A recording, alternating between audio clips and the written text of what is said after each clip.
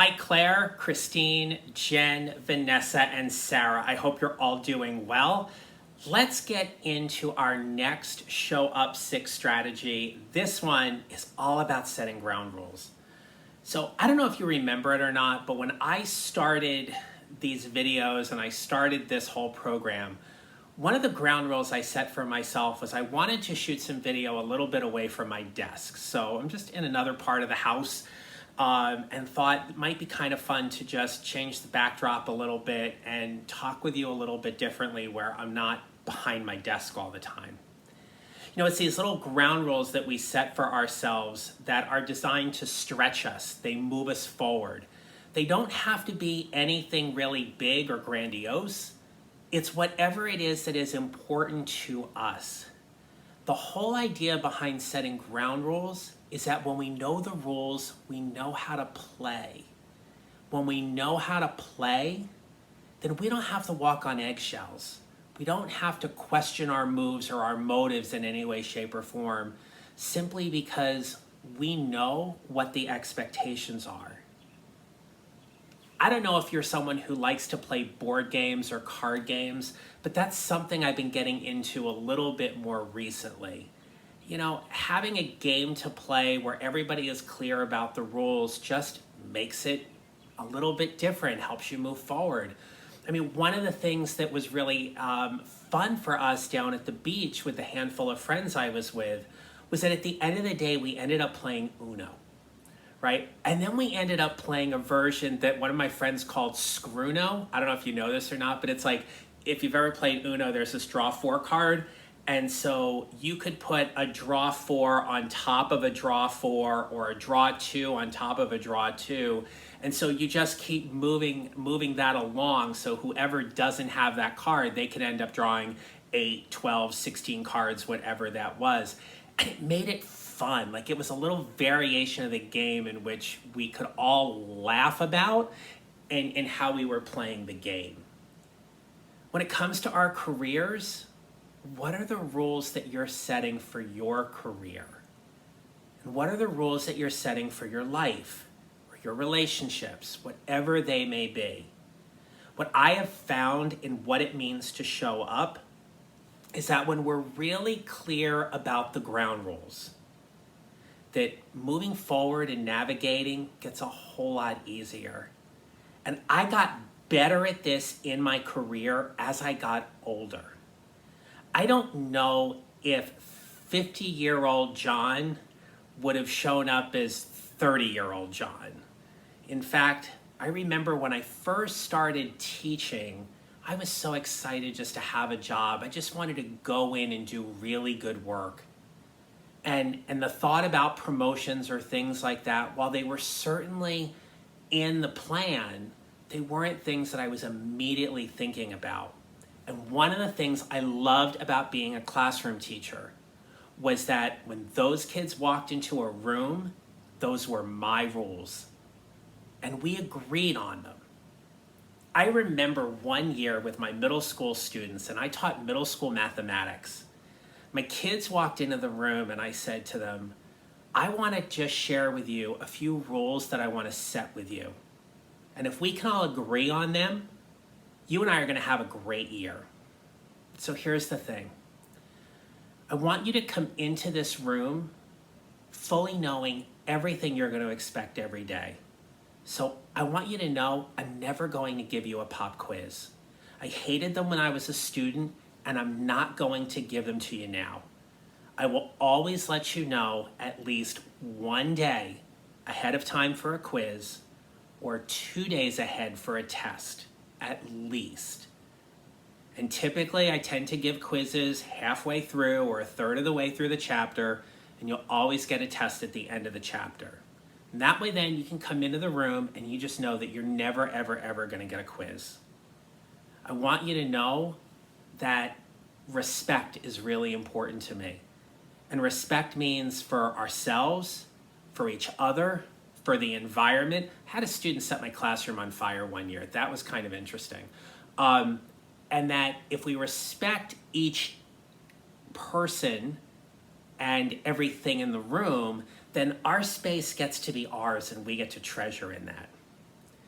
And the kids bought into that, right? We clearly knew what it was to expect. Now, the one year somebody said to me, are there any other rules? And I said, yeah, don't play the fart game. And they were like, what? And I was like, yeah, don't think you're going to come in here and you're going to be like, I'm going to rip one. And I was like, no, you're not going to do that. And we kind of had this laugh about it. But then when back to school night came 3 weeks later, one of the parents sat there and she raised her hand. And she's like, I need to talk to you about the fart game. I'm like, okay, what about the fart game? And she's like, why do you have to say that? That's really inappropriate. I said, look, they're middle schoolers. I get that. And you know what? Maybe you don't think farts are funny. Farts can be kind of funny, but I also don't want it to be a distraction. So calling it out and making light of it a little bit, I'm just going to tell you, I've never had a kid do a drive-by in my room. And she was like, oh my gosh, that makes a lot of sense. She said, they can't stop talking about that at dinner, though. I go, well, that's your house. That's not mine. But we kind of had a good laugh about it.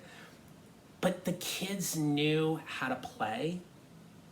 And when I transitioned into my job with DC Public Schools and I managed a team of 21 instructional coaches, here were some of the ground rules I set with them.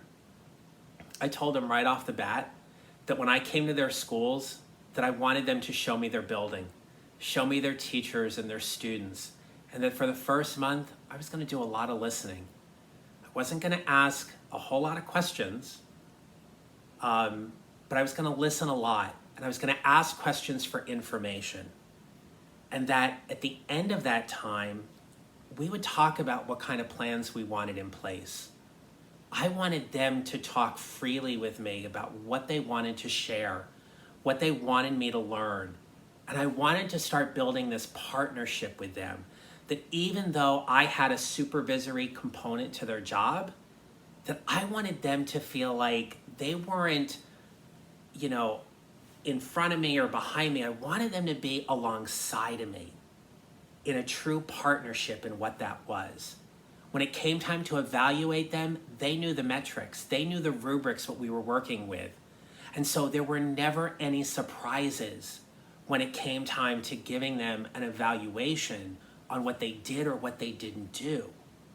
If we do all the work up front, it makes the work later a whole lot easier. And that's why we set ground rules. But we don't have to set ground rules right at the start of when we're working. We can set ground rules anytime we want.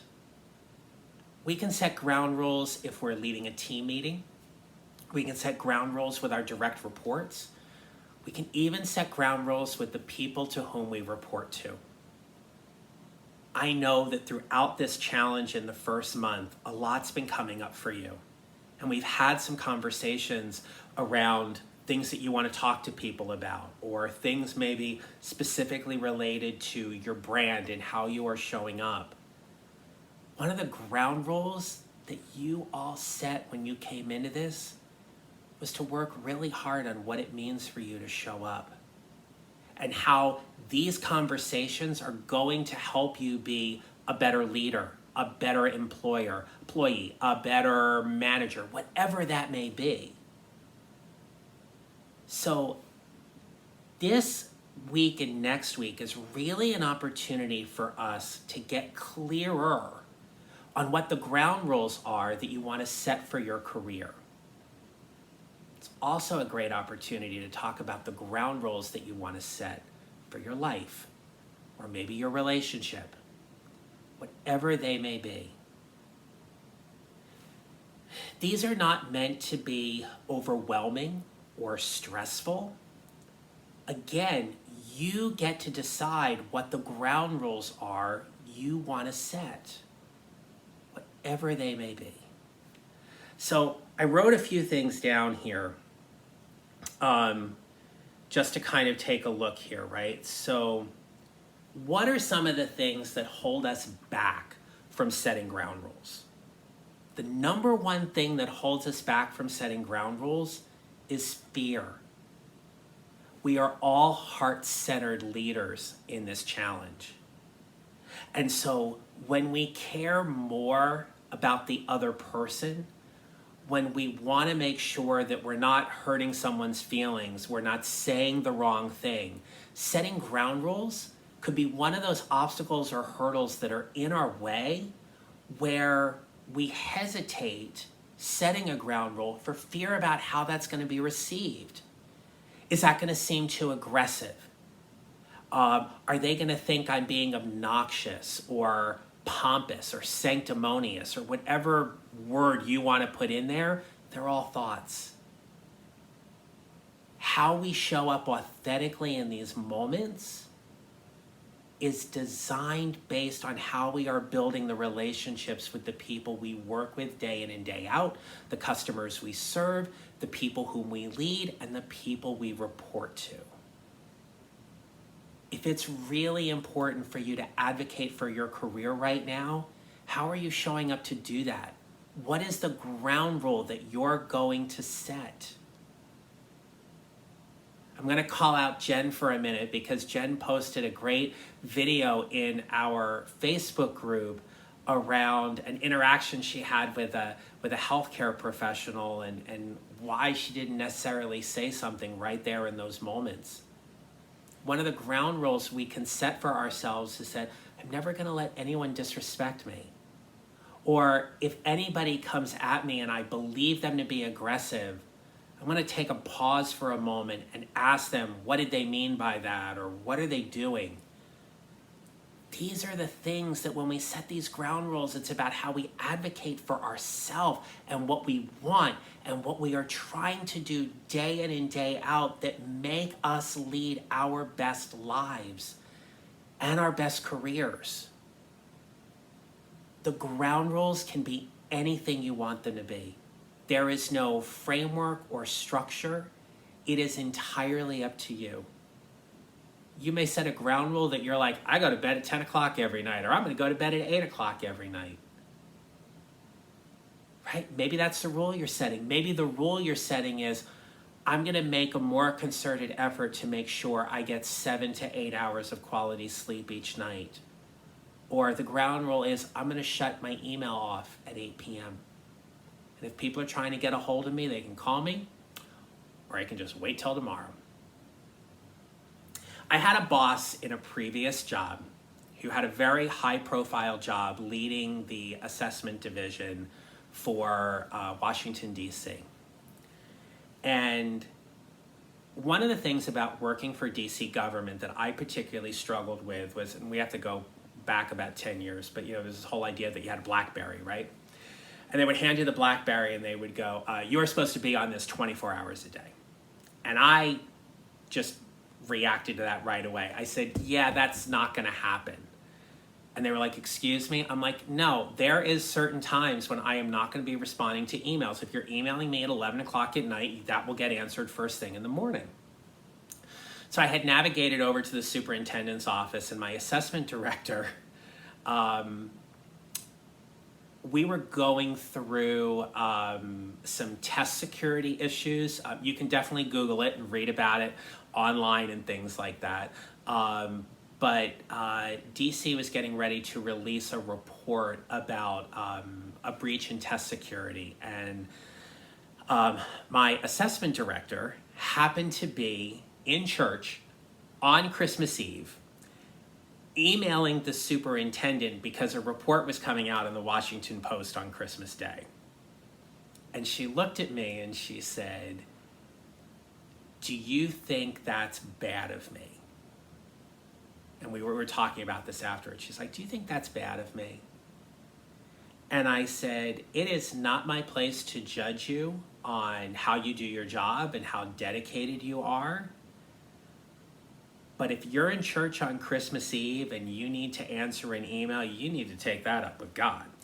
And I think the larger question is, why do you feel like you have to give so much that you can't have any time for yourself? I mean, these are the things where I joked with her about this. I was like, the ground rule this weekend is we're not going to answer emails in church. Stuff like that. But these are the things that we struggle with, right? So the ground rules can be anything you want them to be. You get to be as creative as you want. And so I don't want to overwhelm you in these next 2 weeks. I definitely want you to have fun with this. So, what are the ground rules that you want to set for yourself? Now, in the worksheet, you're going to have an opportunity to script some of those things out. But as far as the Facebook group goes, here's what I'm going to ask. And I'm going to do this with you too, okay? I want you to set a ground rule for one thing in your career and one thing in your life that you would like us as a group to help you be held accountable to, okay? All right, so I'm going to go ahead and announce my 2 to you right now.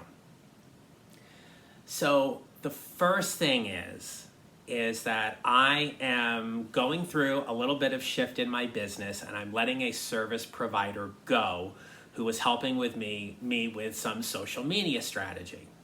So my ground rule that I am going to set for myself, starting right now, is that every day over the next 2 weeks, I am going to post something to my my Instagram business page, okay? And I'm going to say that's even going to be hard for me because it's going to be on the weekends as well. I typically don't do that.